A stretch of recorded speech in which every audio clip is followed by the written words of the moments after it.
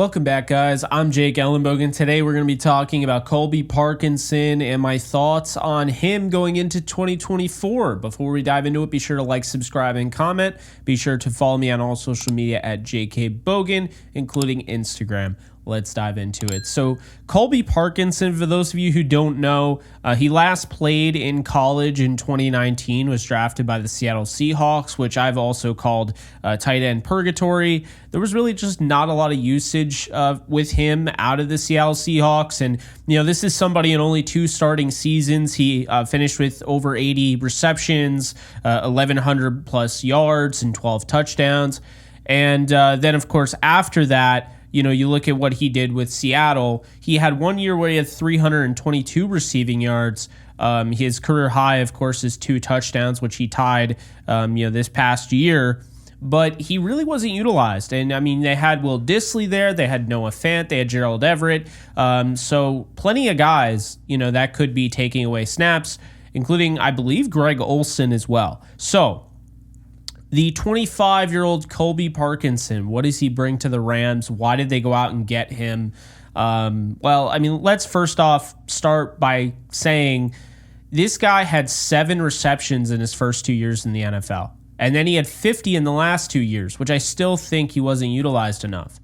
Seattle did not use him correctly, okay? This is somebody at 6'7" and 260 pounds who's a big body but knows how to go up, not only high point the football, but box out defenders in doing so. He does a great job of that. We saw it. It was very evident towards the end of the season. They used him the right way, and they won a game because of it against the Tennessee Titans, where he boxed out his man and came down with basically a game-winning touchdown.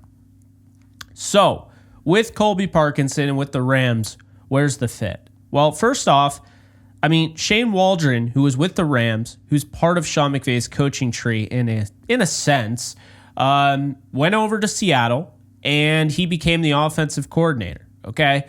So Shane Waldron knows, working with Sean McVay, they do some of the similar things. And Colby Parkinson, working in that offense, McVay likely looked at that as, yeah, he's going to fit pretty nicely over in LA. He's going to fit nicely in my system. Now, everyone keeps talking about him like he's a blocking receiver. He became a blocking tight end. He became a much better blocker this past year, and I think, watching the tape, he can definitely help in that regard, and I think they are going to try to run the football a little bit more. But let's not forget, this is somebody who had 11 touchdowns in college. This is somebody that could stretch the field as a seam buster threat over the middle. I am not out on Colby Parkinson's receiving ability. As a matter of fact, I'm very bullish on his receiving ability. Tyler Higbee is going to start out the season on the physically unable to perform list. You have Davis Allen, who is going into his second year, and while I'm excited for that, I still think Colby Parkinson with a little bit more experience will help. And then Hunter Long, who's barely caught any passes in the league. I think he has 5 catches in his entire career. So Colby Parkinson, by virtue of that, is the most experienced pass-catching tight end on this roster. So I wouldn't be so quick to just put him in ink as just a blocking tight end. I hear that all the time. He's going to be a blocking tight end. What does that mean? A guy who's a blocking tight end was, Billy Badgema. Now, of course, the Rams also used him in the receiving game a little bit as well, but he was meant to be a blocking tight end. A guy that was meant to be a blocking tight end, whether he should have been or not, and he had 2 major injuries at Oregon, Johnny Munt, okay? Blocking tight end. Could still make plays, but predominantly known in the NFL as a blocking tight end, okay? Bryson Hopkins. I don't know why they used him there. He got much better. But Bryson Hopkins was a very, very good receiving tight end in college and a great prospect coming out. However, they used him as a blocking tight end, and that is what he was. So, Colby Parkinson is not a blocking tight end. He is a well-rounded player that has just not been utilized correctly. He got a 3-year deal from the Rams, has a huge opportunity here. He's only 25 years old.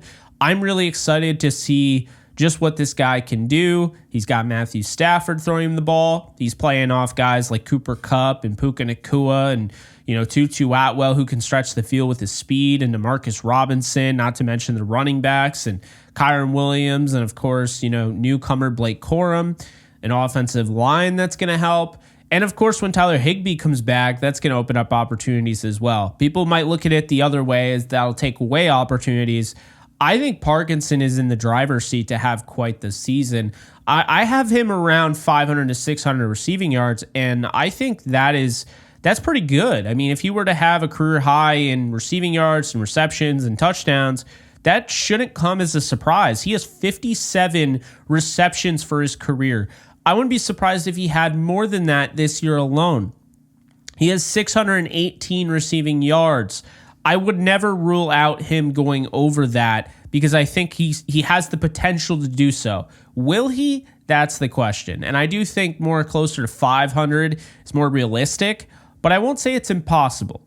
And his 4 touchdowns for his career total, he should surpass that. I think the thing about Parkinson is you can use him all over the field. Inline, you can use him flexed out wide, you can use him as an H-back. He's got the athleticism to play all over the field. He's got the athleticism as far as just going up and high pointing the football to help you in the red zone, and he can help you over the middle. He's going to be a chain mover. He's going to be somebody who can, make plays after the catch as well. So I think when you're looking, and every year we see it, you'll be playing like fantasy football, and you'll be like, where did this guy come from? Why is he rated so high? I mean, he was kind of a nobody, and now you're saying because he went to another team. Yeah, that's the way it works. We see it all the time. These guys just kind of come out of nowhere, but in reality, they were always there. They were just underutilized. And in a league where you just have talent every which way, that makes sense. However, a position that is far from having talent every which way, it doesn't make sense. So Seattle did not do Colby Parkinson any favors. I will continue to pound the stump on that logic because I really believe that. But I think the Rams are going to.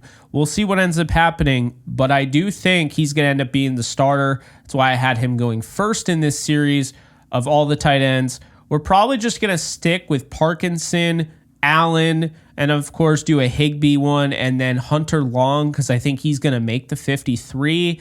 If you guys wanted to see a Kalanick one or whoever, I guess if majority, went crazy for it, I would do it. But I think it's along the lines of, dress or win, where we kind of know those guys aren't going to make the team. Nothing against those guys. They could absolutely make the practice squad, Miller, Forrestall as well. But I just think it would be ridiculous to do an entire video about them and only have like 200 viewers, right? So I don't feel like doing that. Drake, and that's the thing, Drake Stoops has become kind of I'd say a fan favorite, which is what led to me putting that out there. But I still didn't feel great about it. I like the views that we got from Xavier Smith. I'm trying to make this relevant for you guys. I don't want you guys to just be tuning in to just complete nothing and I'm just pumping stuff out, whether it's good or bad. That will never be the case on this channel. But Parkinson is a no-brainer. And I'm really excited to see this guy roll because I think he is going to be a great fit for the Rams. And I just can't wait to see him get going. And I think just, one thing I can't stand is just a fan of evaluation, a fan of player development, a fan of really building a team and growing a team. I cannot stand to see a guy like Colby Parkinson kind of sit there in purgatory, with the Seahawks behind Disley, behind Noah Fant and Gerald Everett and so forth, and not really be able to showcase what he can do. I mean, he was a, 4th round draft pick, nothing too crazy there, but, he's got a lot of talent. He had that at Stanford. He has that now. So hopefully the Rams can get the most out of him. We'll see what ends up happening. But that's what I got for you guys. Let me know in the comment section below what you guys think about Colby Parkinson. Are you excited? Now, I'll be honest with you, I loved this move when they made it. I defended it. A lot of people were upset. They didn't understand why we were spending this much money or who he even was. But I'm telling you guys, it's going to work out. Just got to trust me on Colby Parkinson. But again, very curious what you have to say. Drop in the comment section below. That's going to do it for me. Next video will be Davis Allen. who I was also very high on when the Rams drafted him, and I still am. And I'll see you guys in the next video. Take care, folks. Later. Do you love talking about the Rams, the NFL, or just want to be a part of a community?